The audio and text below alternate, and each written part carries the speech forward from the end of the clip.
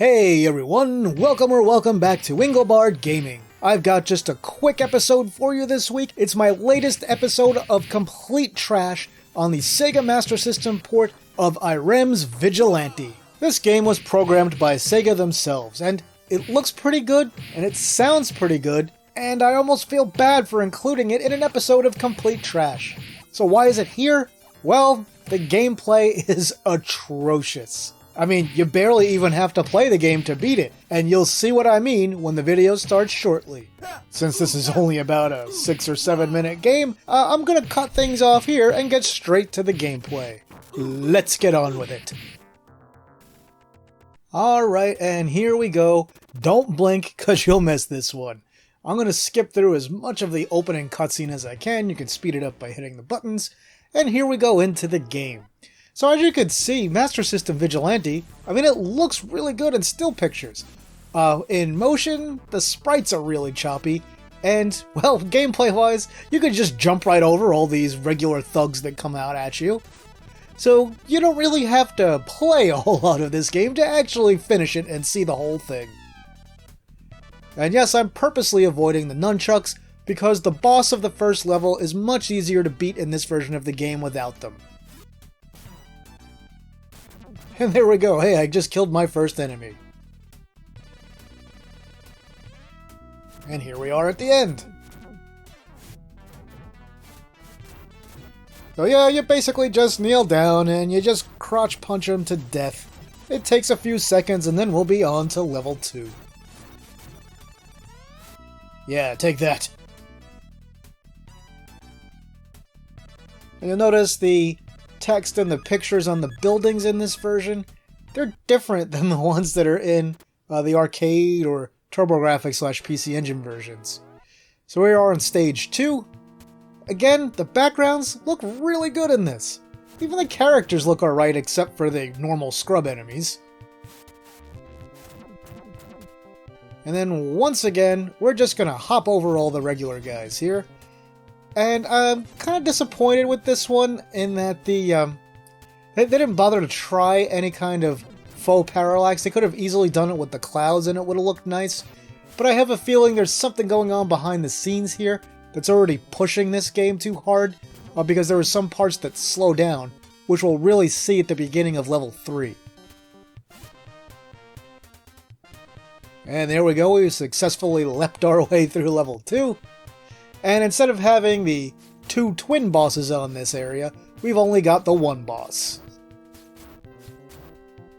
Love how slow the nunchucks are in this version also. Very casual nunchucking. That guy sure took it like a champ while I hit him in the shin over and over again, didn't he? And hey, look at that, they even had the nice little transition when you touch the truck it drives away. That wasn't even in the PC Engine/TurboGrafx version. Alright, stage 3. Yeah, things slow down a little bit with the motorcycles here at the beginning. And then you'll notice it smooths out when there are none on screen. Now here on the TurboGrafx/PC Engine version, they instituted some faux parallax in this level, and I kind of wish they had done the same for the Master System. I mean, they definitely could have, but you'll see, this game is so full of problems and glitches that it's definitely not super well optimized. So like I said in the last level, it probably would have slowed the game down way too much. Anyway, we're almost done leaping our way through level 3. And here's our boss. Sometimes you can get lucky with this boss and he won't really back off and you could just punch him to death in the crotch over and over again without him moving. Sort of like what we did to the boss in level 1. Here I was a little unlucky because he backed off a whole bunch of times, but that's some RNG for you. Anyway, not a problem, he's done.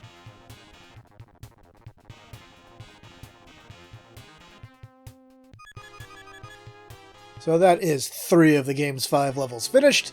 Time to go on to stage 4. And, well, it's more of the same.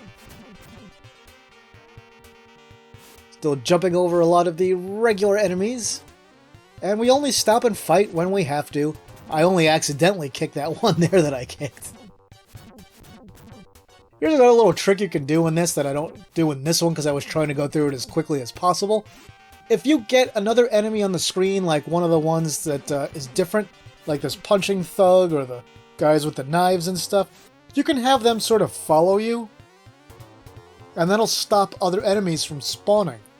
So there's a lot of places where I helped avoid having these gun enemies spawn by just having somebody else on screen following me, because the Master System version of the game will not allow more than 2 enemies on screen at one time during the level. Now watch this, there's a funny glitch on this boss. Look at that, I'm punching him and he's getting hit even though I'm nowhere near him. You could actually do this to the boss on the stage before also if you get on the other side of him. And this is another one where if you're lucky you could just kneel down and just punch the air till he's gone.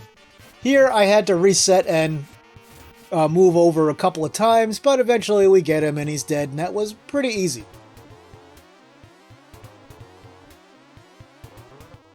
I actually use a save state at the beginning of this level, because sometimes that punching the air glitch to hit the boss doesn't always work.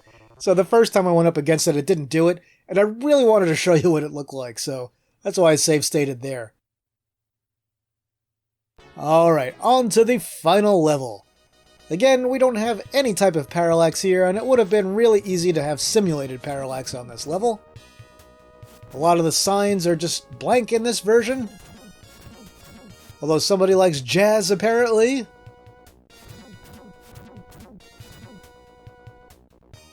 And I do pick up the nunchucks here because it makes the final boss fight tremendously easier.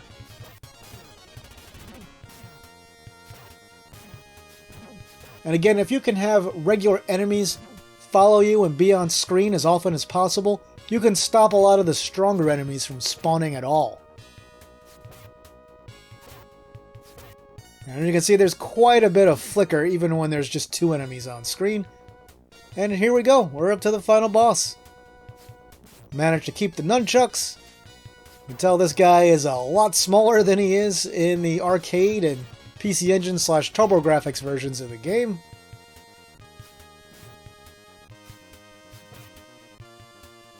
I have quite a lot of flicker with just him, Vigilante, and the nunchucks. And this one, as long as you got your timing down, I mean, he'll never lay a finger or a foot on you.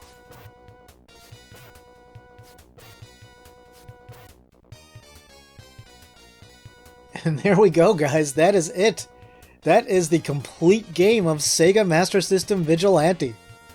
So in some ways, like I said, I feel almost kind of bad including this in a version of complete trash, because, I mean, visually they did a really nice job, especially on the backgrounds. It looks great. This game has FM audio, and the FM audio is pretty good. Even the PSG music is pretty good, but you didn't get to hear any of that here in this episode today. But it's the gameplay in this one. It just isn't there. It's cheap, it's buggy, it's glitchy, it's a total mess. And because of that, this is probably the only game that I could even close to do a speedrun on. I don't know what the record is for this. I've finished it here in about 6 minutes. I've done it in around that amount of time, without using save states or anything. You just have to get lucky enough that everything all works on the same playthrough. It doesn't always. So yeah, that's about it. Let me just say that Sega Master System Vigilante, definitely not a must-play by any stretch of the imagination. Vigilante already isn't a great game to begin with, and on the good old Sega Master System is pretty terrible, even though it still leaps and bounds above most of the home computer ports. Alright, there you have it, the complete quote-unquote game of Sega Master System Vigilante. Yeah, even if you try and play it the real way, it's still really short and pretty easy.